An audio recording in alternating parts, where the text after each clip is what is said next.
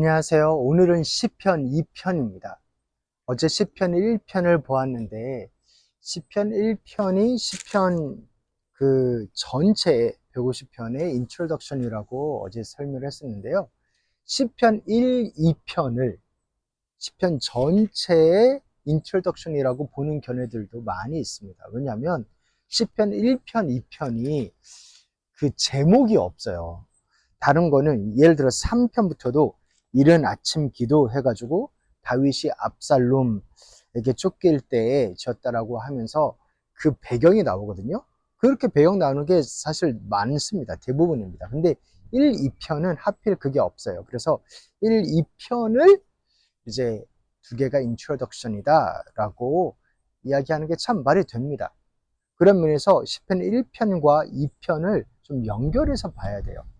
그리고 그런 면에서 그것을 좀 마음에 품고 2편을 한번 보겠습니다. 어찌하여 뭇 나라가 술렁거리며 어찌하여 뭇 민족이 헛된 일을 꾸미는가. 어찌하여 세상의 임금들이 전선을 펼치고 어찌하여 통치자들이 이 음모를 함께 꾸며 주님을 거역하고 주님과 그의 기름 부음 받은 일을 거역하면서 이르기를 이 족쇄를 벗어버리자, 이 사슬을 끊어버리자 하는가. 강조되는 게 어찌하여죠. 어찌하여 이렇게 멍청한가.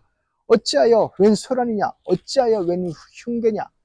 땅의 두목들이 막 권력을 투쟁하고 막 선동하고 하나님을 부정하고 막 하나님한테서 벗어나자, 메시아에게서 풀려나자, 뭐 이런 말을 하는 거예요. 시편 1편 앞에 나온 그 악인들의 모습이지요. 그 사람들이 뭐라고 막 이야기하지만 그들은 바람에 나는 겨와 같도다. 그래서 4절에 하늘 보좌에 앉으신 이가 웃으신다. 내 주님께서 그들을 비웃으신다. 네, 참 얼토당토 않다라는 거죠. 그러면서 마침내 주님께서 분을 내고 진노하셔서 그들에게 호령하시며 이르시기를 내가 나의 거룩한 산 시온산에 나의 왕을 세웠다 하신다. 이렇게 말을 합니다.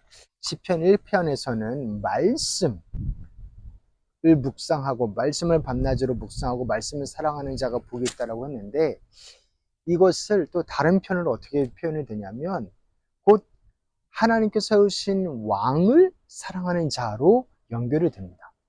그러니까 제가 어제도 말씀이 육신이 되어 오신 예수 그리스도로 연결을 했는데 그게 근데 이렇게 빅 점프가 아닌 거예요. 시편 2편에서 당장 이렇게 복 있는 사람은 어떠한 사람이냐면 하나님께서 세우신 왕을 인정하는 자다로 연결됩니다.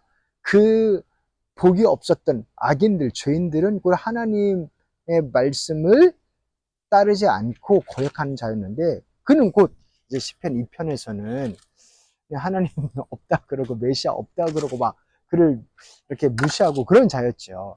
그래서 정말로 어떠한 자가 복 있는 자인지를 알려줍니다. 그 자는 어떤 자냐면 하나님이 세우신 왕을 사랑하고 따르는 자입니다.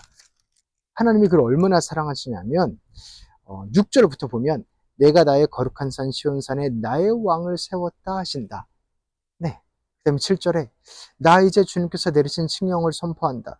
주님께서 나에게 이르시기를 너는 내 아들 내가 오늘날 너를 낳았다. 내게 청하라. 문나라를 유산으로 주겠다. 땅 이 끝에서 저 끝까지 너의 소유가 되게 하겠다. 내가 그들을 철퇴로 부수며 질그를 부수듯이 부술 것이다. 이렇게 강력한 왕이 있을 것이다. 그리고 그의 말을 들으라. 이렇게 말씀은 이야기합니다. 결론으로는 무엇이냐면 그러므로 이제 왕들아 지혜롭게 행동하여라. 온 역사를 품으면서 역사를 보면서 어떤 결론을 내려야 되는지 아느냐. 세상의 통치자들아 경고하는 이 말을 들어라. 그게 뭐예요? 11절 12절에 두려운 마음으로 주님을 섬기고 떨리는 마음으로 주님을 찬양하여라. 그 다음에 12절에 kiss the sun. 네, 아주 유명한 그런 표현인데요. 그의 아들에게 입 맞추어라. 그렇지 않으면 그의 진노할 것이니 너희가 걸어가는 그 길에서 망할 것이다. 그의 진노하심이 지체 없이 너에게 이를 것이다. 주님께로 피신하는 모든 사람이 복을 받을 것이다. 여기서도 숨이 쌍관이라 그러죠. 처음에 1편에서 복 있는 사람은 이런 사람이다 쭉 이야기했고 2편 맨 끝에서도 이런 사람이 복을 받을 것이다 라고 하면서 1편에서는 말씀을 사랑하는 사람, 네, 말씀을 즐거워하고 묵상하는 사람 이야기를 했고, 그 다음에는 악인의 이야기를 했고요. 또 2편 처음에서는 되게 멍청한, 네, 하나님을 무시하고 메시아를 무시하는 사람이 이런 사람이다 라고 하면서, 그러나 하나님을 아는 자, 키스터선, 하나님께서 세우시는 그 왕을 존중하고 사랑하는 자, 그가 결국 그에게 피하는 자가 복이 있다 라고 하면서 결론을 냅니다.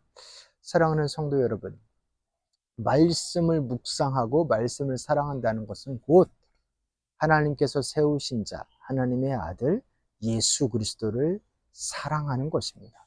예수 그리스도와의 깊은 관계로 들어가는 것입니다. 뜬구름 잡는 이야기가 아니에요. 그리고 또한 우리가 기억해야 할 것은 예수 그리스도는 왕입니다. 하나님께서 세우신 왕입니다. 그리고 능력과 구원의 왕이십니다. 그것을 시편 전체가 이야기합니다. 왜냐하면 시편을 다윗 왕이 가장 많이 노래했잖아요. 그게 아주 잘 보여주는 거예요. 다윗 왕도 섬겼던 그 왕. 물론 시편에서는 이렇게 절절한 절규가 담겨있는 그러한 라멘트, 한탄과 한숨의 기도도 있지만, 그렇게 우리의 일상생활과 너무나 가까이 맞닿아 있는 기도들도 있지만, 왕이 부르는 기도들이 있어요. 왕조차도 해결할 수 없는 것을 해결해 달라고 하는 간절한 고백과 기도들이 있습니다.